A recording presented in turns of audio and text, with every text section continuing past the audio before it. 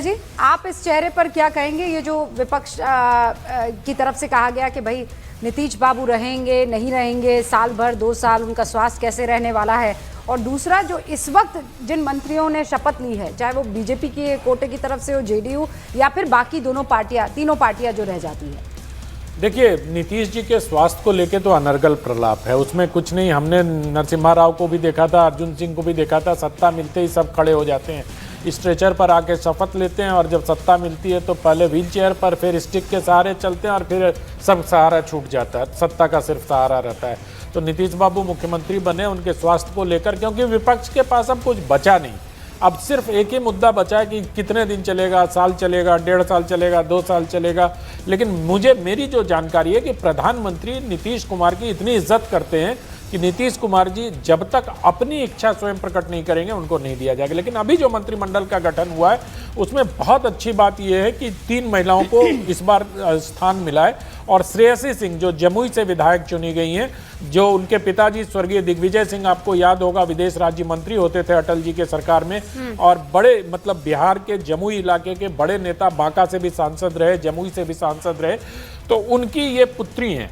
लेकिन उसके अलावा ये बहुत बड़ी शूटर भी हैं, खिलाड़ी भी हैं। तो मुझे लगता है रूबिका जी कि इस बार खेल मंत्रालय में अगर इनको मंत्रालय दिया जा सकता है, या महिला और बाल विकास दिया जा सकता है, क्यों कि श्रेयसी को खेल को लेकर, मैंने अभी पिछले दिनों श्रेयसी का एक इंटरव्यू किया था जिसमें उसने बताया कि जब मैं जीती थी तो भैया मैं क्या बताऊं, मुझे किसी ने फोन भी नहीं किया था। तब बिहार में खेल का ये हाल था कि एक कोई ऑफिसर हमें रिसीव करने आया, बोला कि मुख्यमंत्री जी के यहाँ से ये गुलदस्ता आया, आप जीती हैं कॉमनवेल्थ में, बहुत बड़ी बात है, थैंक यू। और अब वो स्थिति बिहार में भी पलट रही है। बिहार में आपके माध्यम से दर्शकों को बताऊं कि बिहार में खेल विश्वविद्यालय की स्थापना हो चुकी है, और वहां पिछली बार एशिया का हॉकी टूर्नामेंट भी हुआ, महिला हॉकी टूर्नामेंट भी हुआ, और एक पूर्व नौकरशाह हैं जिनको वहां का कुलपति बनाया गया। तो बिहार विकास के जिन पायदानों से छूटा हुआ था, सबसे बड़ा था खेल, उसके बाद सब खेल था नहीं। देखिए, निर्माण तो बहुत हुआ है बिहार में, लेकिन उस इंफ्रास्ट्रक्चर का उपयोग बिहार के लोगों के लिए कितना हो गया। बिहार में देखिए कितने सारे बन गए। आनंद जी, हम कई ऐसे गांव में गए, कई ऐसे कस्बों में गए जहां पर ये शिकायत थी कि बड़ी बड़ी बिल्डिंग बनी है, लेकिन आज भी एम्प्लॉयमेंट के नाम पर वहां पर टीचर हो गए, वहां पर डॉक्टर्स हो गए, वहां पर नर्सेज हो गई, वो नहीं है, उनके खाना पूर्ति अभी भी पूर्ण नहीं हो पाई है। सत्यप्रकाश जी, तो ये आपके लिए चैलेंज है। और जैसा धनंजय जी नहीं कह रहे थे कि 2 कान हैं, आप लोगों को, आप जीते हैं बहुत बड़े तरीके से, आप जीते 202 के बारे में सिर्फ आप एक सीटें लेकर आए हैं, लेकिन आपको ये भी ध्यान रखना होगा सर कि ग्राउंड पर दिक्कतें क्या क्या है। नीतीश जी के बारे में सिर्फ एक लाइन कहनी है, उन्होंने जब जो वादा किया है उसको पूरा करके जनता के बीच वोट मांगने गए, चाहे वो बिजली का वादा था, चाहे विकास का वादा था, चाहे सड़क का वादा था। इसलिए 1 करोड़ रोजगार जेनरेट करने का उन्होंने वादा किया है, वो 5 सालों में इसको पूरा कर दिखाएंगे, और उससे बिहार में अभी और विकास के दर बढ़ेंगे, ये हम उम्मीद करते हैं, क्योंकि उनके नेतृत्व में कभी बिहार पीछे नहीं गया है, आगे ही बढ़ता रहा है, तो बढ़ता रहेगा बिहार। आप सुनिए, आप ये एक सेकंड चिराग पासवान, आज पार्टी के लिए भी ये बड़ा दिन है। आदरणीय रामविलास पासवान जी जहां कहीं भी होंगे, पार्टी को मिली इस बड़ी जीत को लेकर जरूर खुश होंगे और आशीर्वाद दे रहे होंगे। कुमार जी को पूरे मंत्रिमंडल सहित बहुत बहुत बधाइयाँ, शुभकामनाएं देता हूं। आदरणीय प्रधानमंत्री नरेंद्र मोदी जी का आभार प्रकट करता हूं, जिस ढंग से बिहार के लोगों ने बिहार के विकास को गति देने के लिए, रफ्तार पकड़वाने के लिए माननीय मोदी जी पर और नीतीश जी पर अपना विश्वास व्यक्त किया है, प्रचंड बहुमत दिया है, उसके लिए मैं बिहार वासियों का हृदय की गहराइयों से बहुत बहुत आभार प्रकट करता हूँ। और नीतीश जी का, पूरे मंत्रिमंडल का, आदरणीय सम्राट जी का, आदरणीय विजय सिन्हा जी का बहुत बहुत अभिनंदन, पूरे मंत्रिमंडल का बहुत बहुत अभिनंदन। ये विजय कुमार सिन्हा सभी का आभार, बिहार की जनता को हृदय से आभार, लोकतंत्र को एक नई दिशा और देश को एक नया संदेश दिया है, और बिहार की जनता और एनडीए के सभी शीर्षस्थ नेतृत्व को हृदय से आभार इस ऐतिहासिक क्षण में आने के लिए। सबको धन्यवाद। किया है, तो हम लोग का सम्मिलित योगदान है भाजपा नीतीश हों, कुमार उनके के नेता बेटे। कार्यकर्ता हों, हमारे जदयू हों और भी चिराग पासवान जी की पार्टी, उपेंद्र कुशवाहा मांझी अंकल की पार्टी, सबका योगदान है। सबने मेहनत किया, काम किया, हमने जनता तक अपने नीतियों को पहुंचाया, उसी का फल है, 20 साल की मेहनत का फल है।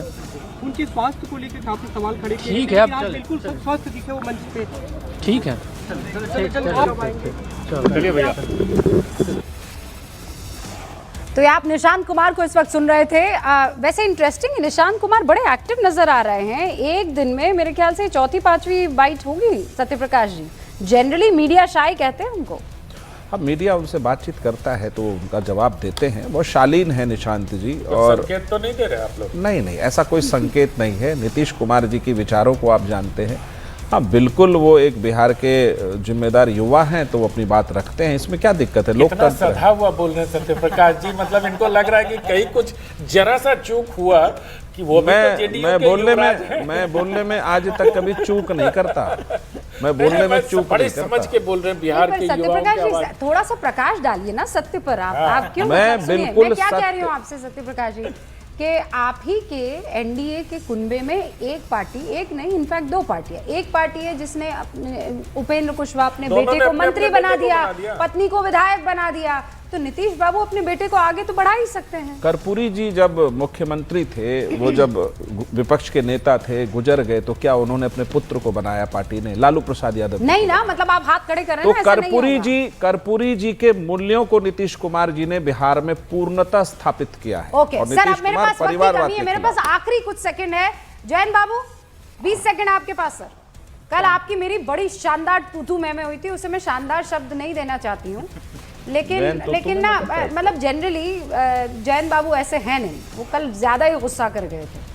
हाँ जयंत जी। नहीं, वो अनपेक्षित था। उस तरह की पुनरावृत्ति ना हो तो बेहतर है और मेरी ओर से आप निश्चिंत रहें। मैं ये कह रहा हूँ कि अभी स्पोर्ट्स की बात हो रही थी, नई स्पोर्ट्स पॉलिसी भी तेजस्वी जी उस विभाग के मंत्री थे तो बिहार को मिला और डीएसपी स्तर तक की नौकरी मेडल लाने वाले खिलाड़ियों को मिलेगा। हम तो चाहते हैं कि ये वातावरण कायम रहे और एक स्वस्थ राजनीति हो। अभी बहुत तरह की बातें हुई, हम उसमें नहीं जाना चाहते, लेकिन इतना जरूर है। सब तेजस्वी जी ने बनाया तो फिर हार कैसे गए उनकी पार्टी? किनकी ओर से? अच्छा, अनंत जी हैं। अनंत जी मैं ये कह रहा हूँ क्या मैं सुन गया। अरे पर ये बहस अनंत है। अनंत जी, ये बहस अनंत है, ये बहस अनंत है। मेरे पास वक्त की कमी है।